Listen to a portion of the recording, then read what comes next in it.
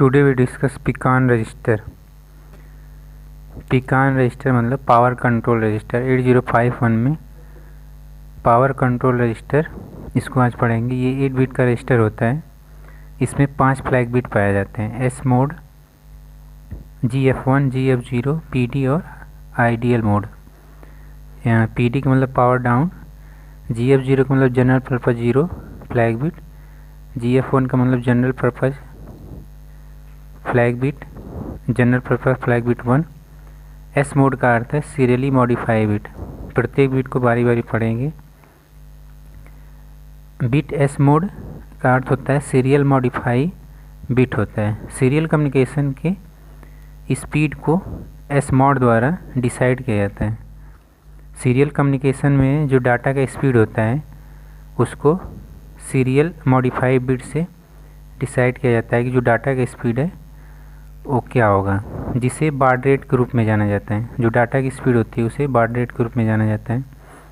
Board rate क्या होता है, उसका डिफिनीसन है कि सीरीज पोर्ट से 8 बिट डाटा की 1 बिट भेजने में वास्तव में लगने वाला समय के व्युत्क्रम मान को बार्ड रेट कहते हैं। जो बार्ड रेट है वो अगर सीरियल पोर्ट से 8 बिट डाटा को बिट बाई बिट भेज रहे हैं तो 1 बिट को जो ट्रांसमिट करने वाला जो समय होता है उसका जो व्युत्क्रम होता है उसी को बार्ड रेट कहते हैं। बार्ड रेट बराबर 1/1 बिट को ट्रांसमिट करने में लिया गया समय। एस मोड के बारे में देखेंगे। जब एस मोड पिकान रजिस्टर का जब एस मोड 0 होता है यानी लॉजिक लो पे होता है उस समय इस बिट द्वारा यह पता चलता है कि डाटा का ट्रांसमिशन और रिसेप्शन इनिशियल बार्ड रेट पर हुआ है।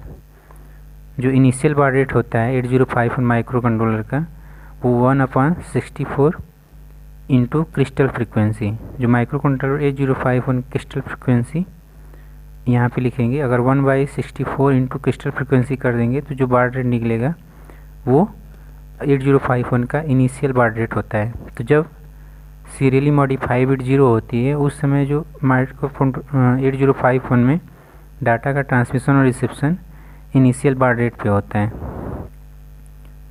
नेक्स्ट है जब सीरियली मॉडिफाई बिट 1 होती है तो यह प्रदर्शित करता है कि डाटा का ट्रांसमिशन और रिसेप्शन डबल बार्ड रेट पर हुआ है। जब सीरियल मॉडिफाई बिट अगर हाई होती है, लॉजिक 1 पे होती है, तो यह बिट यह प्रदर्शित करती है कि जो डाटा का ट्रांसमिशन और रिसेप्शन हुआ है वो डबल बार्ड रेट पर हुआ है।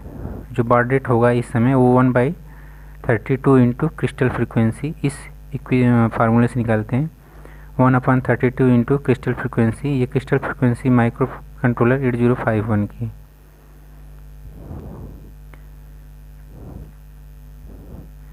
पिकान रजिस्टर में एस मोड, अभी सीरियल मॉडिफाई बिट के बारे में पढ़े हैं। अब नेक्स्ट पढ़ेंगे जो आइडियल बिट है। आइडियल बिट आइडियल बिट का क्या वर्क है। जब आइडियल बिट 1 होती है तब CPU के लिए क्लॉक सिग्नल स्टॉप हो जाता है, किंतु इंटरप्ट टाइमर और सीरियल पोर्ट ब्लॉक को क्लॉक सिग्नल का सप्लाई होता रहता है।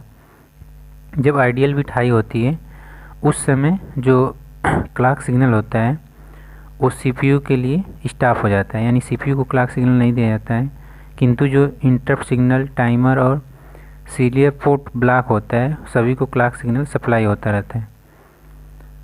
नेक्स्ट है इसमें PD मतलब power down bit, power down flag bit इसको बोलेंगे। तो पावर डाउन फ्लैग बिट का क्या वर्क है यहाँ पर समझेंगे। जब पावर डाउन फ्लैग बिट 1 होती है तब इंटरनल ऑसिलेटर स्टॉप हो जाता है तथा पावर सेविंग के लिए 5 वोल्ट से घटकर 2 वोल्ट हो जाता है।